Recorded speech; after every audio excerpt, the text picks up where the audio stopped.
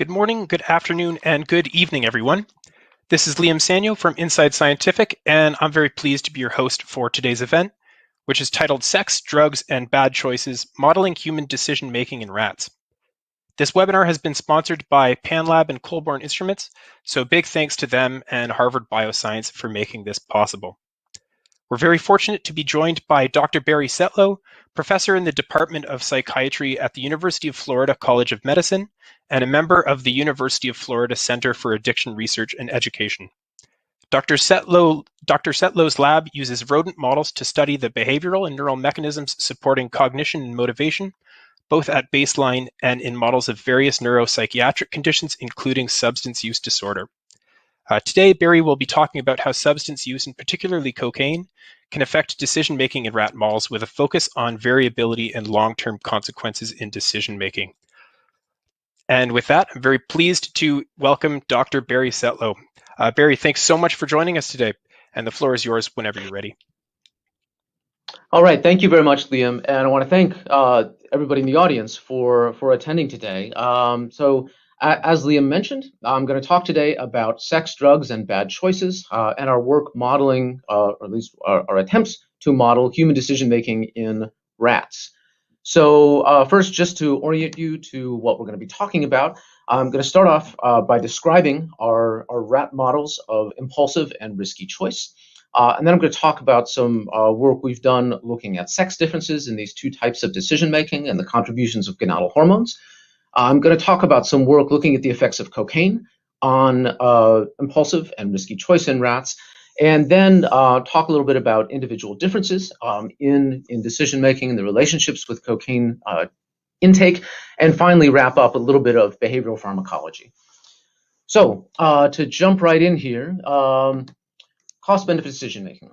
So I think of cost-benefit decision-making as, well, sort of broadly speaking, situations in which we have to decide between options that have different potential outcomes, large versus small rewards, but where those outcomes are different outcomes are associated with different types of costs. So, for example, different amounts of effort required to obtain them, or different delays that we have to wait until their arrival, different probabilities of their arrival, different chances of punishment that might be accompanied with different types of rewards. So I'm interested in this type of decision-making because I would argue that it's really important. Our ability to adaptively decide in these situations is important for navigating everyday life. And of course, these types of decisions can range from the very mundane. So for example, is it worth my time to walk across campus to get a cup of coffee? To the obviously more consequential decisions. So for example, should I have another beer before getting in the car and driving home? So research in my lab is focused on two specific subtypes of cost-benefit decision-making. So the first of these is what I'm going to call impulsive choice, although it also goes by names such as intertemporal choice or sometimes delayed discounting. And simply put, impulsive choices are choices between immediate versus delayed gratification. And the most straightforward example of this type of decision-making is a choice between, let's say, $1 today versus $2 next week. Now, all other things being equal, right, it's probably worth our time to wait that extra week and get $2 because that's a fantastic rate of return. On the other hand, if I am hungry right now and I need to buy food, well, that dollar right now, that dollar today is going to be more valuable. Okay, so that's impulsive choice. We're also interested in what I call risky choice. Right? So risky choice is, as I'll define here, is decisions between rewards that are, let's say, small but safe, or wherein the consequences are relatively, well, inconsequential, versus large rewards that might be accompanied by the potential of adverse consequences. So my favorite example of a risky choice is one that many of us encounter on a daily basis. Right, we're driving down the street and a traffic light turns yellow. Right, so in this situation we have two choices. Right, one of these choices is what I'd say a small but small, minimally rewarding but safe option, and that's of course slowing down and stopping. Perfectly safe, not very rewarding. The other option, of course, is to speed up and try to make it through the light. Right, it's probably much more rewarding option, but of course there's a greater chance that something bad may happen. Okay, so how we engage in these types of decisions has the potential to have dramatic consequences for our everyday lives. And so hence, we want to understand how they work at both the behavioral and the neurobiological levels. In addition, however, there's good evidence that both impulsive and risky choices, as well as other forms of decision making, are dysregulated in the context of substance use, in that individuals with substance use disorders tend to engage in more impulsive and more risky choices, right? In other words, show a greater preference for immediate gratification, greater preference for large rewards, despite the greater potential for adverse consequences. And it's not hard to imagine that such sort of choice dysregulation have the potential to continue and promote substance use and promote relapse. So hence, we want to understand more about the mechanisms underlying these types of decision making, how they might become dysregulated, and ultimately how such dysregulation might be addressed, right? So what we might be able to do about it. So to begin to try to reveal the mechanisms underlying impulsive and risky choices, we use rat models, as my title would imply, and the tasks to which we set our rats are sort of stripped down versions of the types of impulsive and risky decisions that many of us have to make on a daily basis. So all of our tasks were conducted in standard operant chambers, equipped with a food dispenser and 2 response levers. So starting off with our impulsive choice task, rats are placed in the operant chambers and they're given a series of discrete trials, on each of which 2 levers will appear, and the rats have to choose one of them. So if our rat chooses the small immediate reward lever, he gets a single food pellet immediately, right? So immediate gratification, but it's a small reward. On the other hand, if the rat chooses that large delayed lever, well, he's got to wait for it, and the delays in our tasks range from 0 to 60 seconds in blocks of discrete trials over the course of each test session. But if the rat waits, then he gets 3 food pellets, right? So a larger reward, but he has to decide whether it's worth the wait. And so, as I said, the delays to that large reward delivery change in blocks of trials over the course of each test session. So within a single test session, we can get a sense of how these different delays to the large reward modulate the subjective value of that reward relative to the small but immediate reward. So this is our impulsive choice task, and these are some sample data in the task. So what you're looking at here in this graph, we have the y-axis in which we plot the percentage of those trials in which rats choose that large but delayed reward.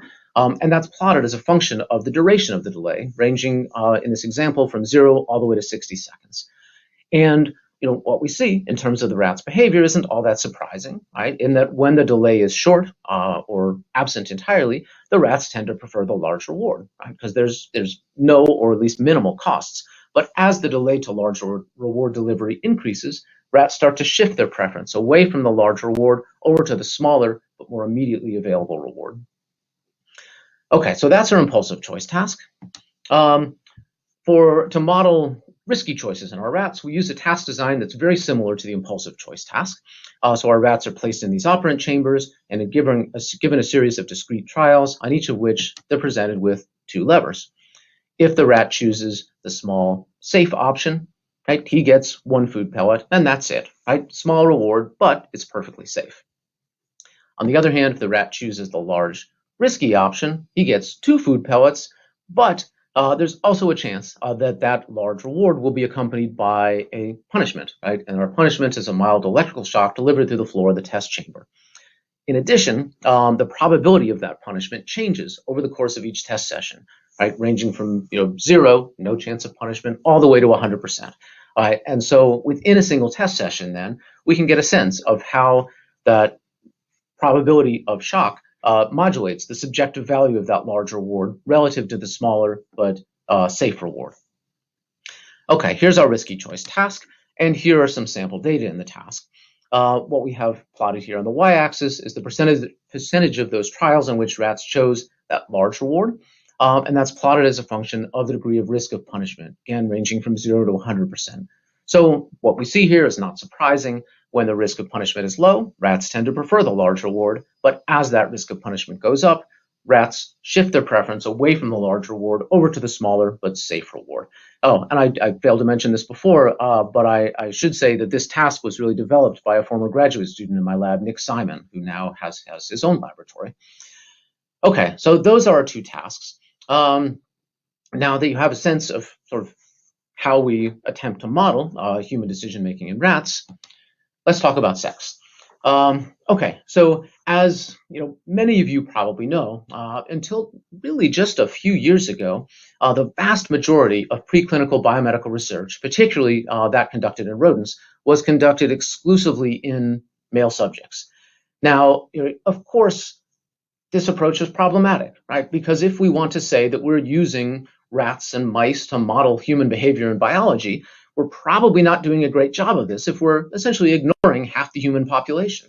But this was simply how things were done. This is how people were trained. This is certainly how I was trained, that we use male rats, and that's just what we do in behavioral neuroscience. And certainly I was just as guilty as this type of thinking as anybody else. A few years ago, though, we started incorporating both sexes into our research on cost-benefit decision making, and well, certainly not surprisingly, right, there were some considerable sex differences. And so in the next few slides, I want to tell you about some of that work and our work investigating the contributions of gonadal hormones to these sex differences. Okay, so starting off with sex differences in impulsive choice. So this was a project that was conducted by Cesar Hernandez, who was a former graduate student in my lab. As I said, most research, behavioral neuroscience research in rodents was conducted exclusively in male subjects, and these are data that Cesar collected in male rats. Again, just to orient you to what you're looking at, our y-axis is the percentage of those trials in which rats chose the large reward, and that's plotted as a function of the delay to the large reward. And so we see that our male rats initially choose the large reward when there's no delay, and their preference for the large reward declines, somewhat under these conditions, but certainly not all the way to the floor. But in this experiment, of course, Cesar was interested in both sexes, and so we ran females alongside the males, and what we found was a striking sex difference in that relative to the males, females showed a greatly decreased preference for that large delayed reward. In other words, a greater preference for impulsive choice. Now, when we set out to do this work, we didn't have strong preconceived notions of how the data would turn out. The literature on, it was a small literature on sex differences in impulsive choice, but it's kind of all over the place. It's a messy literature, and very often it hasn't been the primary variable that people have been interested in. But nevertheless, we saw these dramatic sex differences in rats' preference for this large, delayed over small immediate rewards. Okay, so we had these sex differences here, and in particular, we were assessing female rats. And so the first thing we asked was, is there any contribution to performance in females of normal variation in gonadal hormones? And so we looked at performance in the females across the 4 phases of the estrus cycle, and we found that there were absolutely no differences. Right? So female rats' performance did not vary as a function of estrus cycle. Okay, so at least under these conditions in females, there don't seem to be any contributions to performance of gonadal hormones within the normal physiological range of variation. But of course, that doesn't mean that there aren't any contributions of gonadal hormones to these sex differences in impulsive choice. And so the next question that Cesar set out to address was whether gonadal hormones in the males and females are necessary for maintaining these sex-typical patterns of impulsive choice. And so to do this, he conducted an experiment. Well, simply put, he removed gonadal hormones at the source. So in this experiment, starting off with the data in the female rats, he took a group of female rats, trained them in the impulsive choice task, and then they would go on to have surgery. Like half would be sham controls, half would be ovariectomized to remove gonadal hormones. So prior to surgery, there were no differences between the two groups.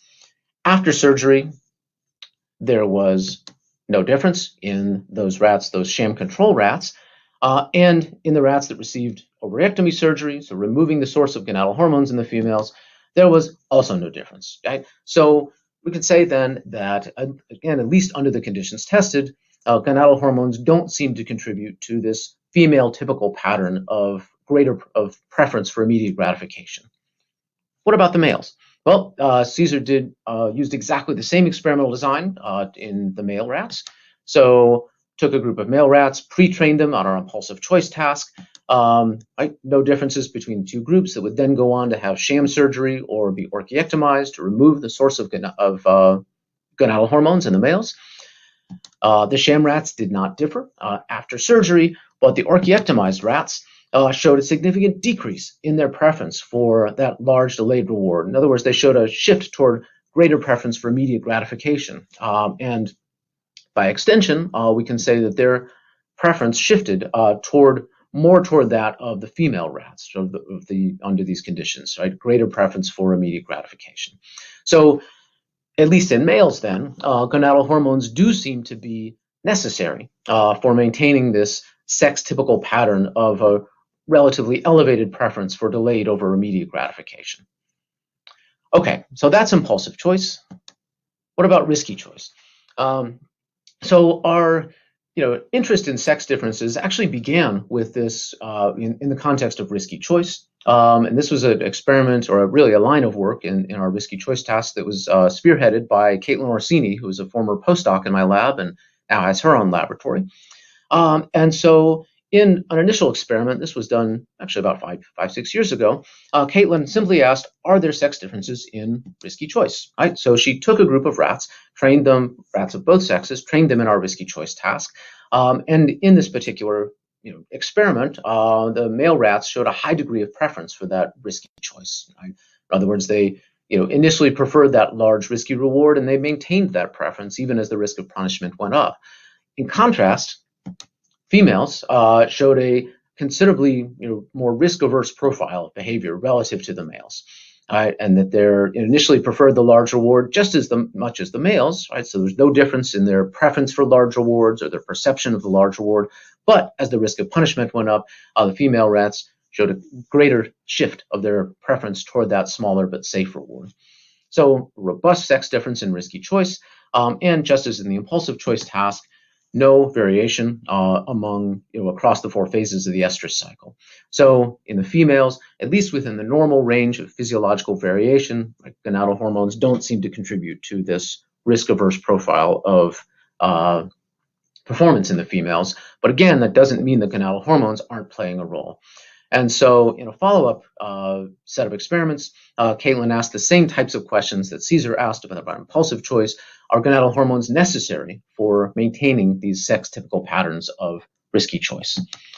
So starting off in male rats, so Caitlin took a group of male rats, trained them in the risky choice task. There were no differences prior to surgery, right, between the two groups that would go on to have sham or be orchiectomized.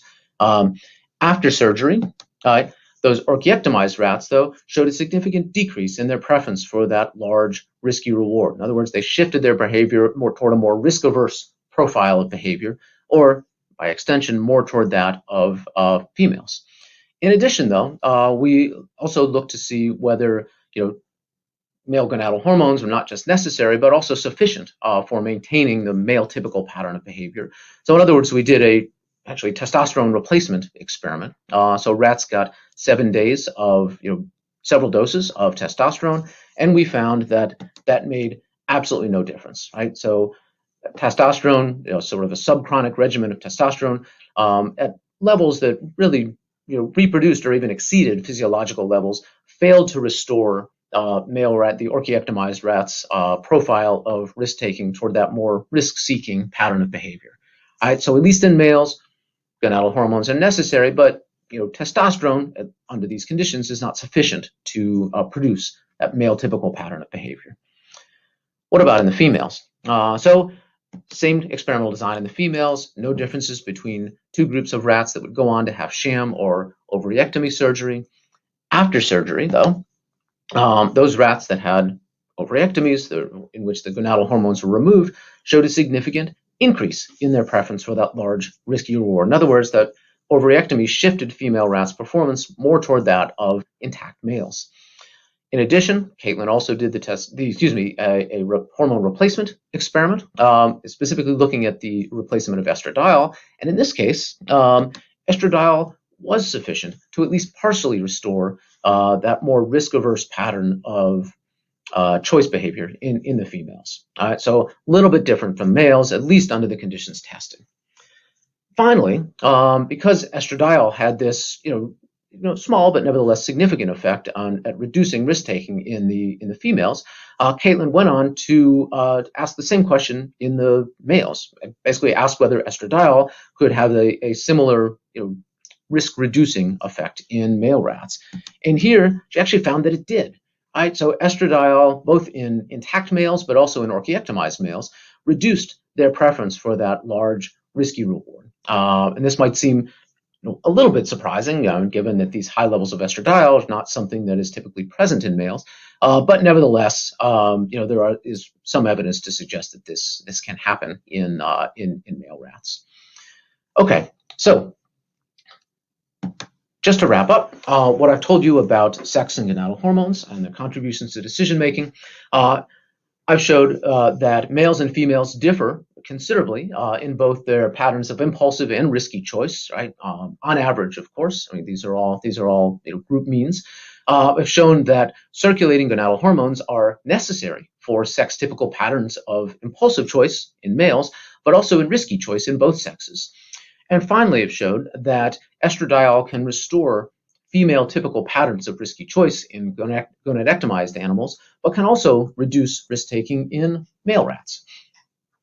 Okay, so that brings me to the end of what I was going to talk about with regard to sex, or at least in this explicit context.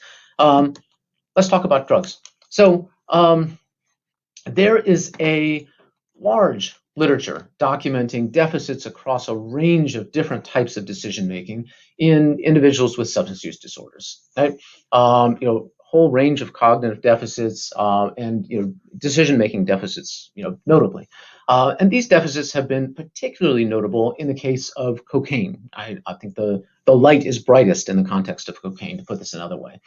I think what's been less clear, though, in the literature studying human subjects, which of course is ultimately the goal, though, is the reason for this association between decision-making deficits and cocaine use. Right? In other words, is poor or maladaptive decision-making in cocaine users a pre-existing condition that might have rendered those individuals more likely to initiate cocaine use and ultimately develop, say, cocaine use disorder? Or is poor decision-making a consequence of cocaine use or substance use more broadly? In other words, do drugs of abuse themselves cause changes in brain structure and function that lead to maladaptive decision-making? So these are really difficult questions to address in human subjects because, of course, you can't do the randomized, placebo-controlled, double-blind experiments for obvious reasons in humans. But there are types of questions that are very much amenable to research in animal models. And so about 15 or more years ago, we set out to just initially begin to start to try to address these questions. And our work, we focused on cocaine and actually began with it focused on cocaine and asked what are the effects of cocaine on choice behavior, on decision making.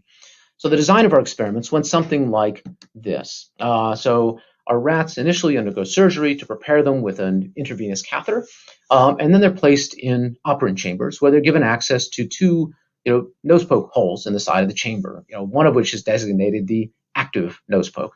So if our rat pokes his nose into this active hole, this will activate the syringe pump that's loaded with a syringe full of cocaine, and the syringe will depress, and the rat will get an intravenous hit of cocaine. So the rat is in the driver's seat. He's free to take as much or as little cocaine as he wants. In addition, for those of you who are interested in the details of rodent cocaine self-administration, our typical cocaine regimen is 14 days, long access conditions, so 6 hours per day, and a dose of 1 milligram per kilogram per infusion. And under these conditions, this produces cocaine intake that looks something like this. So over the course of 14 days, our rats are consuming quite a bit of cocaine, between 60 and 70 milligrams per kilogram per day. That's a lot of cocaine for a rat. Just again, those of you who work with rats and cocaine, know that to be true.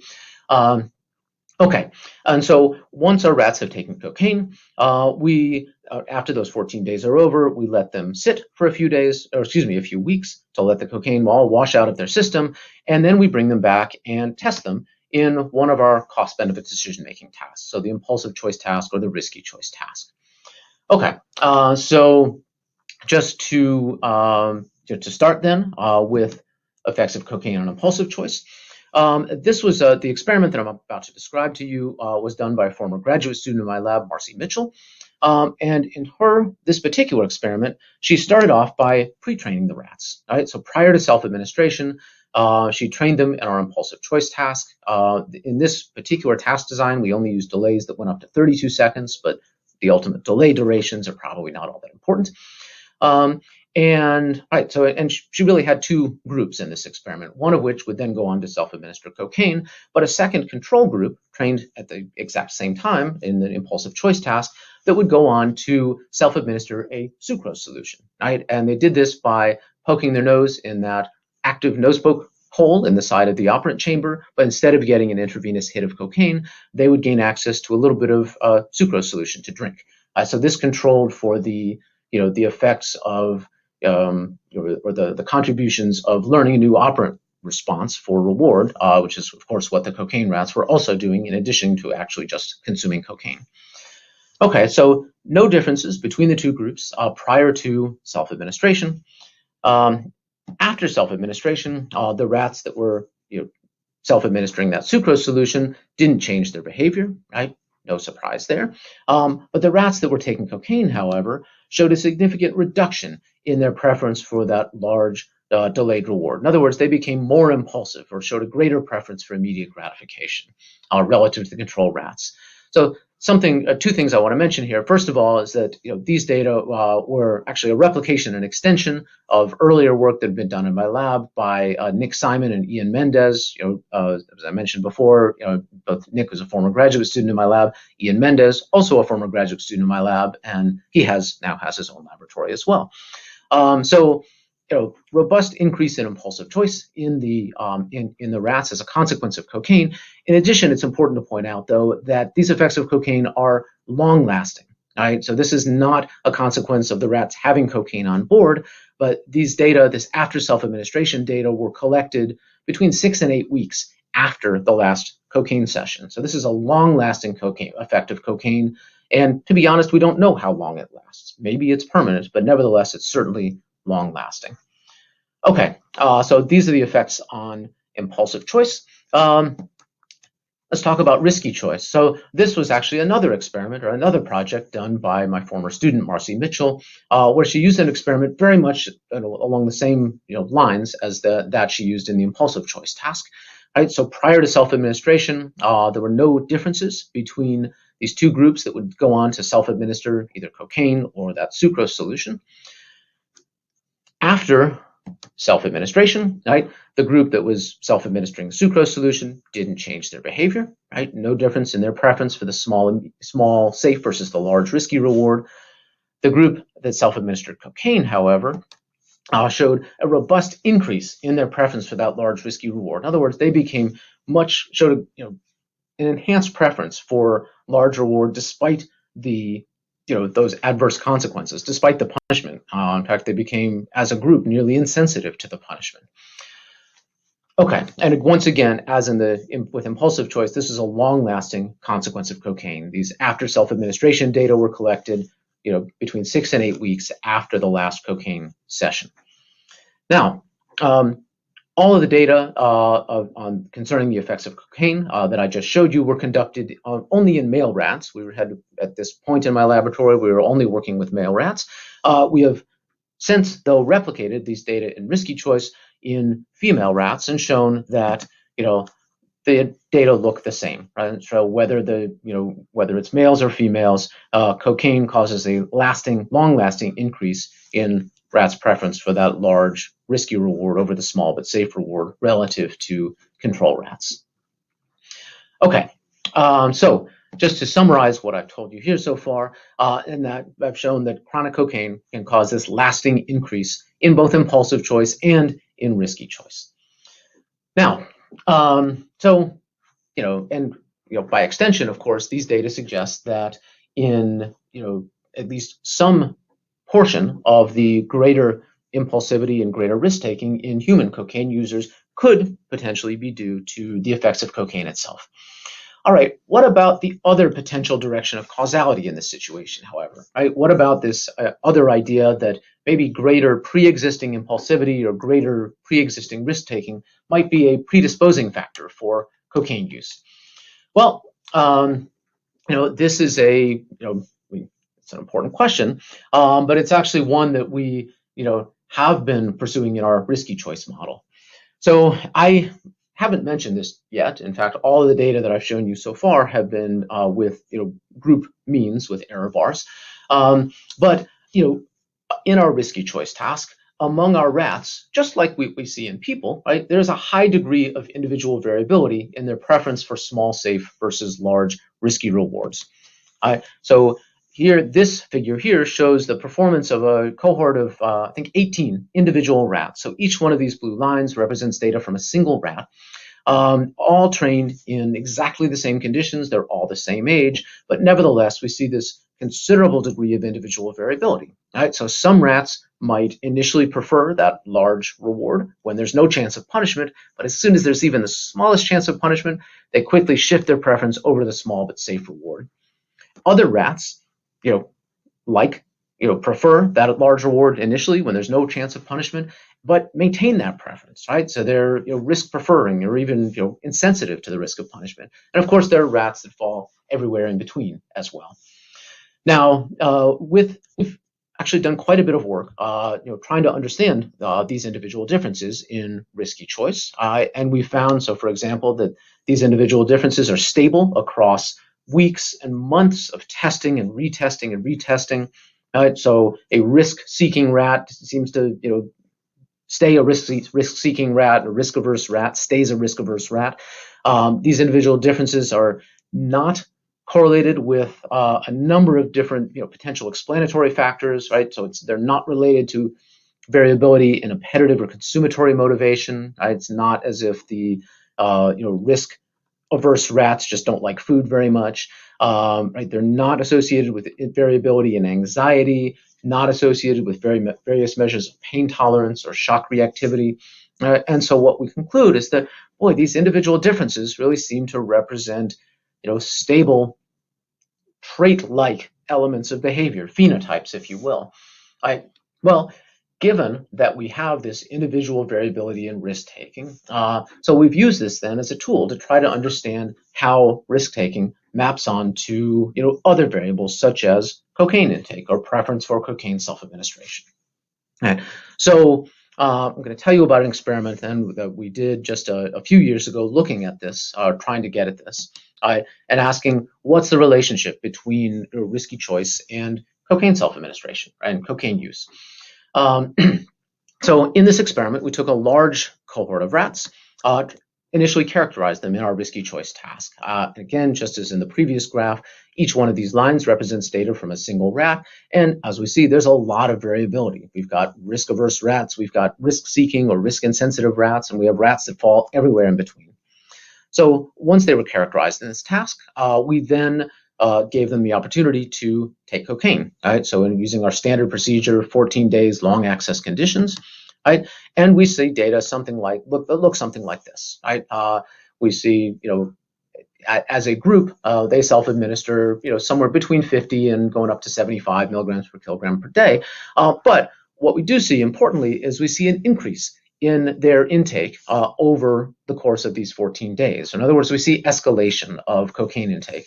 And escalation of cocaine intake is of interest because an increase in consumption over time is one of the hallmark characteristics of substance use disorders.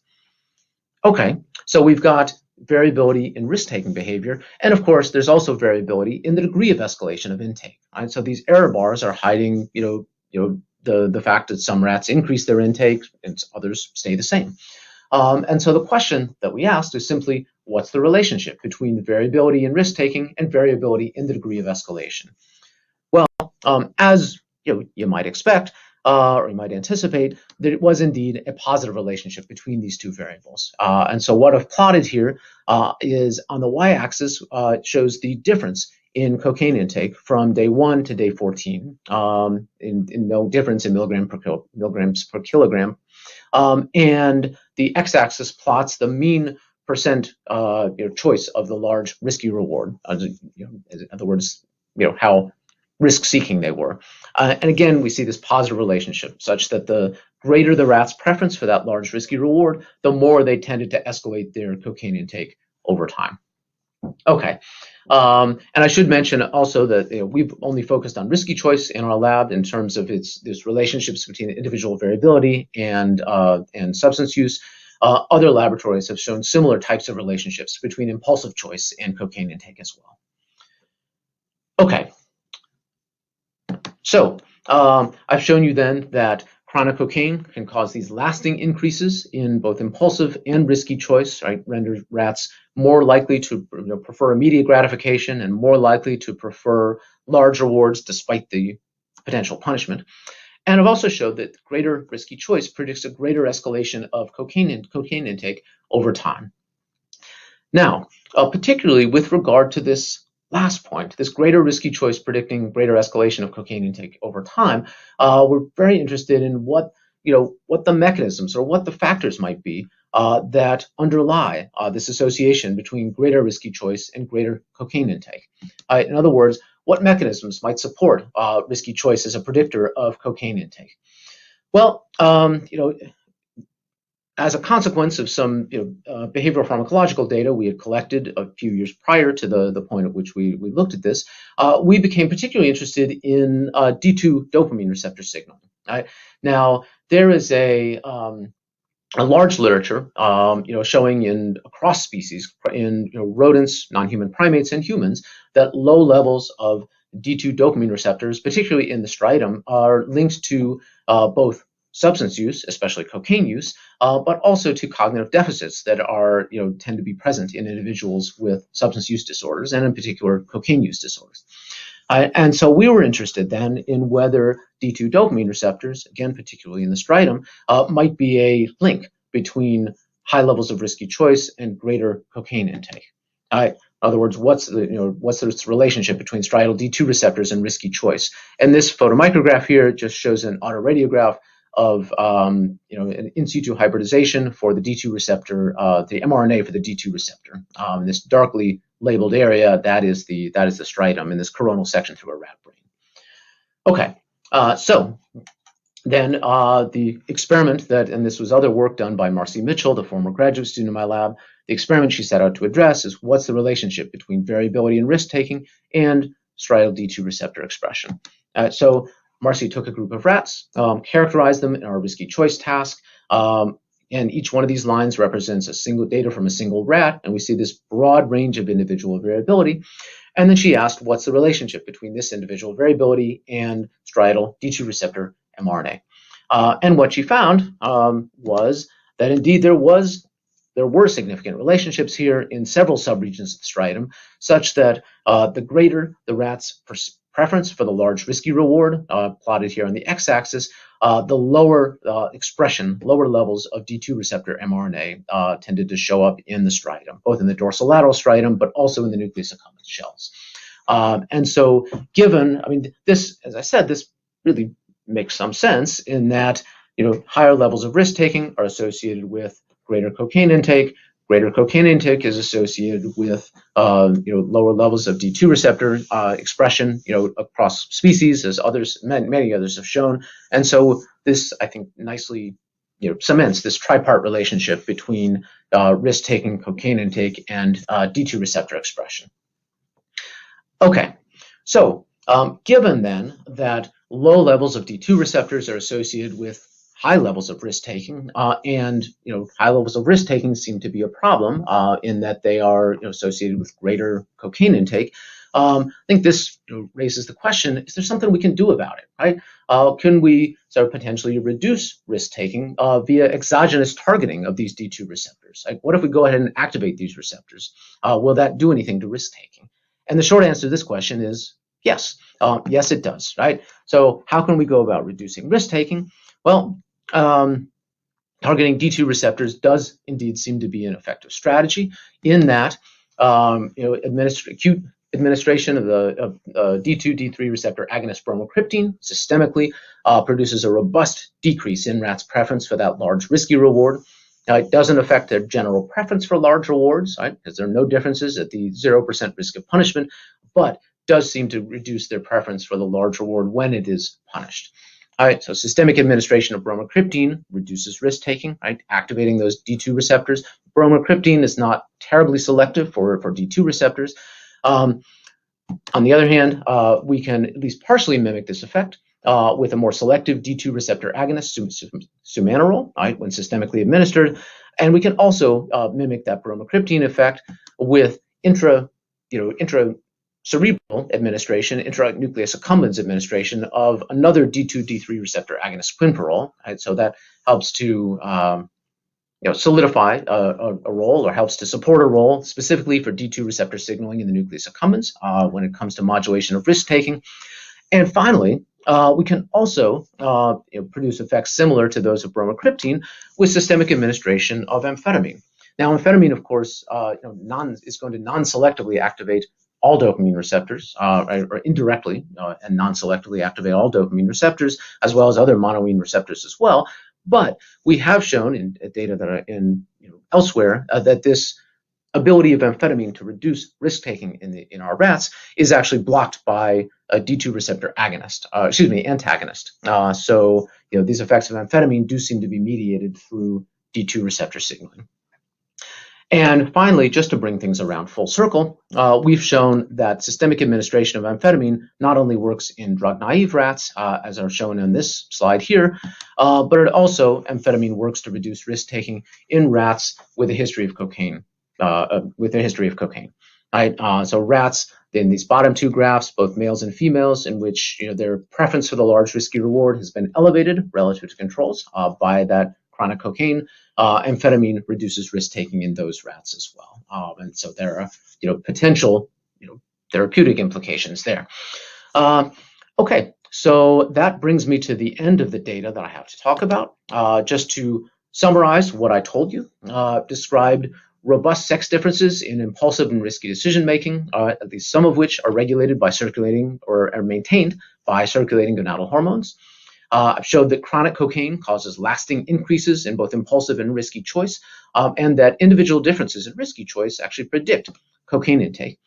And I showed that greater risk-taking predicts lower levels of D2 receptor expression in the striatum. And finally, that activating these receptors, sort of exogenously boosting D2 receptor activity, actually reduces risk-taking.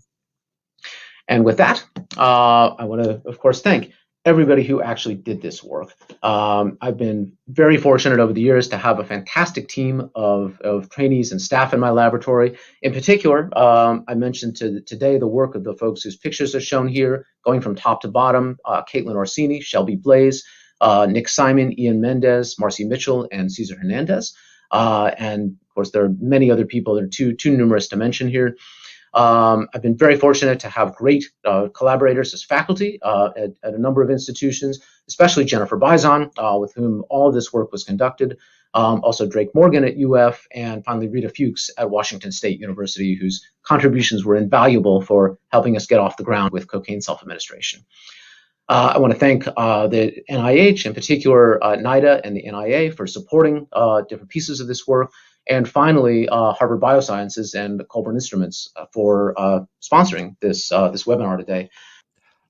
So let's start off the Q&A with a question from Asuncion, who's said, researchers perceive the requirement to use animals of both sexes in preclinical studies as an unjustified increase in the total number of animals used, and also with an extra cost, at least in the early stages of research. So how can we address this challenge as the competent authority or the animal welfare body? So I mean that is a great question. I mean, and one to which be honest, I don't have an easy answer, and maybe there is no easy answer.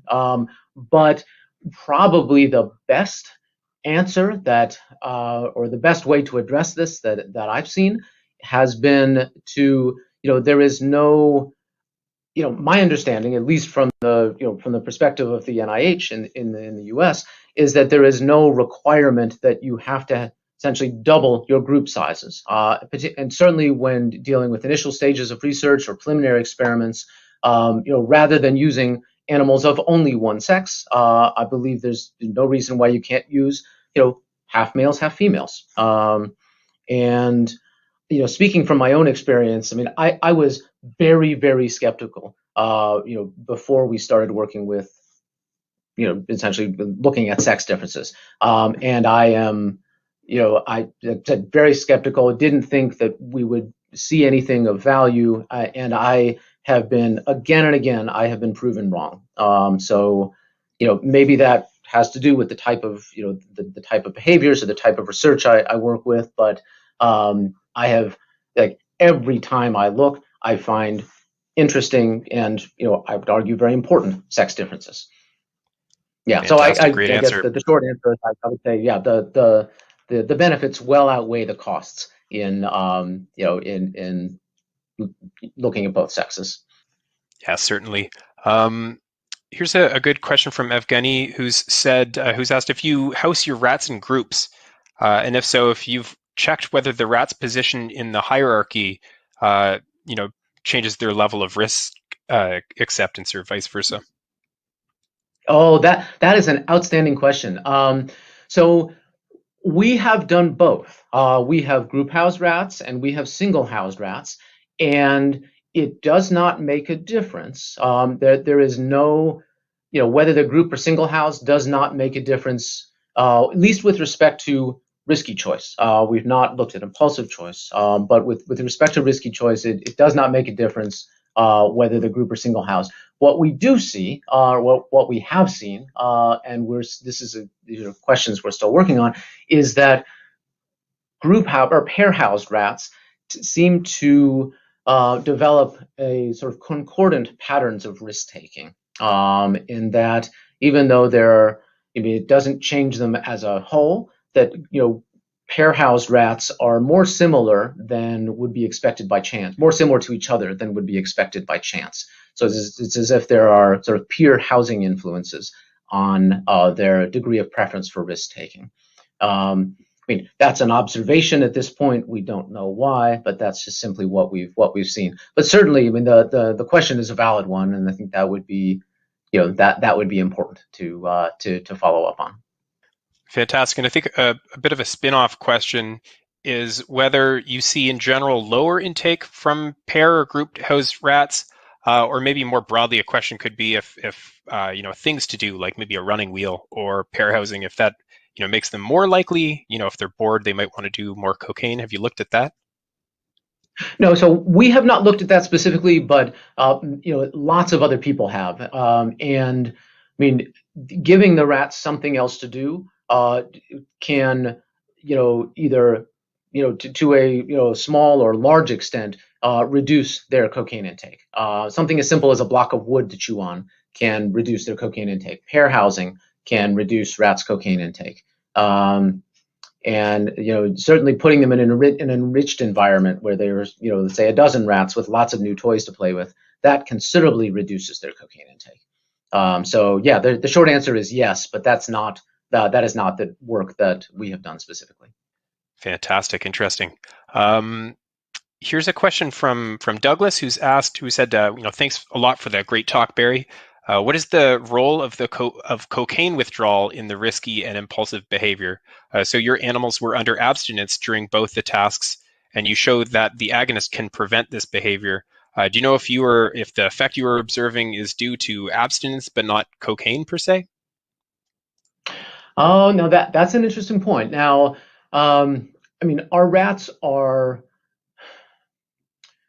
boy, I mean, in the context of impulsive choice, we've seen that effect on impulsive choice as long as 3 months post cocaine. So, could it still be an effect of abstinence? Yes, I mean, because abstinence is a permanent condition after they've had cocaine. Given that these increases in impulsive and risky choice are still present months after the last cocaine intake. I mean, I would argue it's not an effect of acute withdrawal, but I'm not sure how.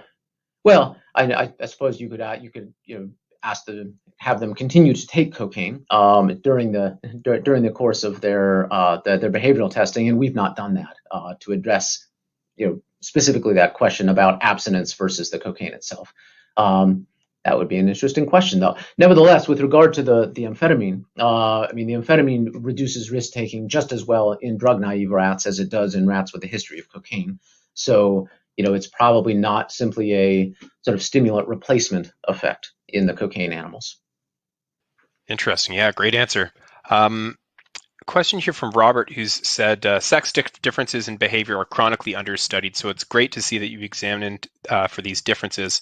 But regarding males versus females and the punishment, did you try any other forms of punishment to see if the sex differences persisted? Could males, for example, be more tolerant of shock than females? Oh no, that is a great question. So we've not used other forms of punishment, although we're very interested in doing so.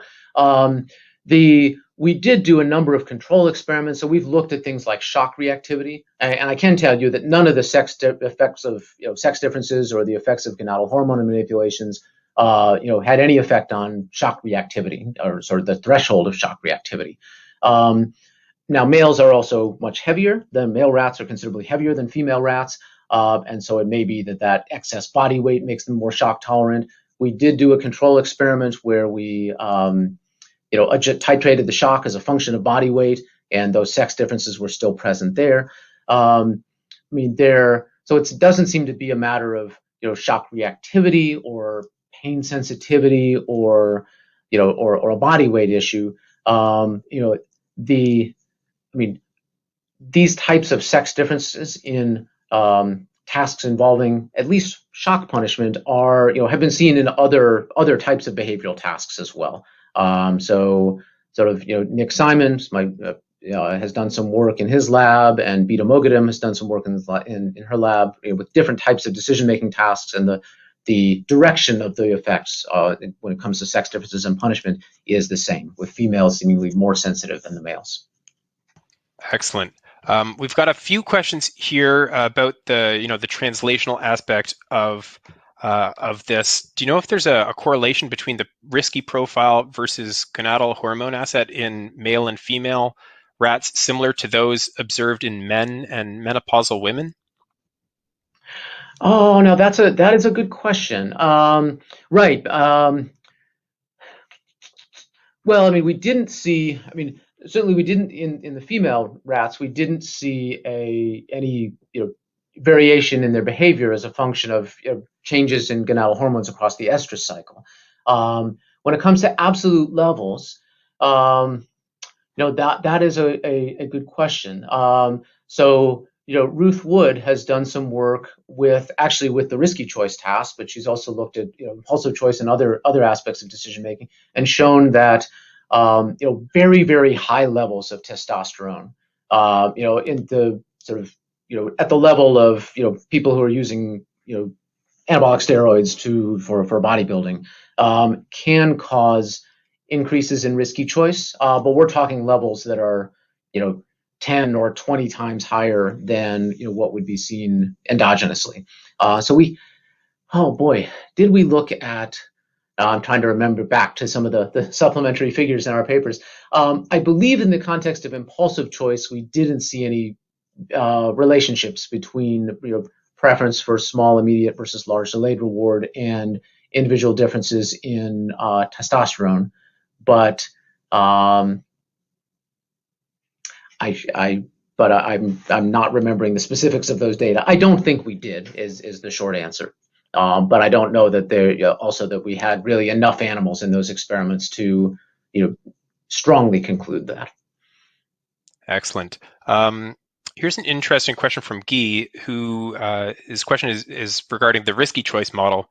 Does the order of punishment probability matter? So if there's an ascending chance or a descending chance for a negative outcome, does that affect the data?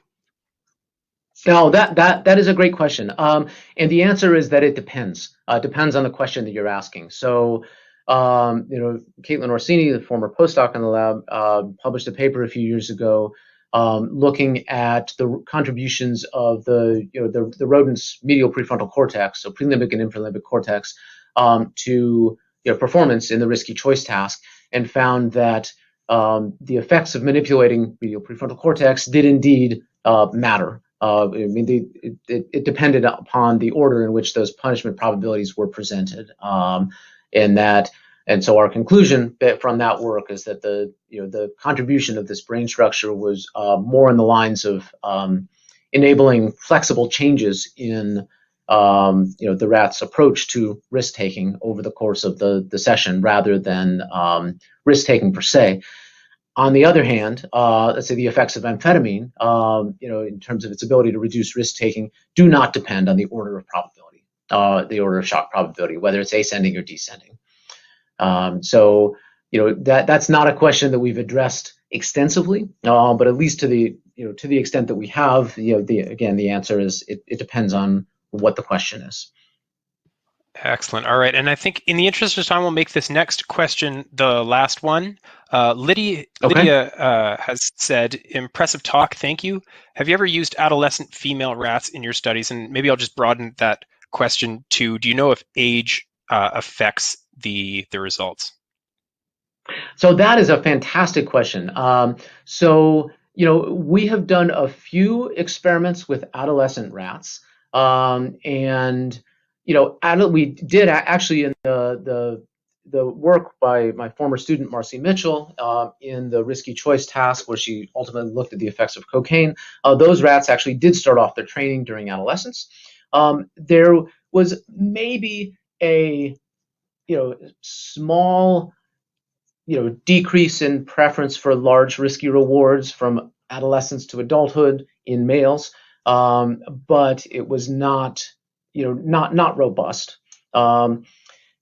We've tried to train adolescent females in the task, and between their smaller size and just greater aversion to punishment, we could not. So we just simply, and maybe maybe somebody could do it, but we were not successful in training adolescent females to do that task. So more broadly with respect to age, though, there are, we've also looked at sort of the other end of the lifespan at advanced age, and we do find that old age rats, so 2-year-old rats, do actually show greater risk aversion than young mature adults, so say a 4 or 5 month rat. So there is and that somewhat models what's seen in humans across the lifespan as well. So there is that change from mature adulthood to advanced stages. Perfect. Well, thanks so much, Barry, for all your great insights today. It's been a real pleasure having you with us.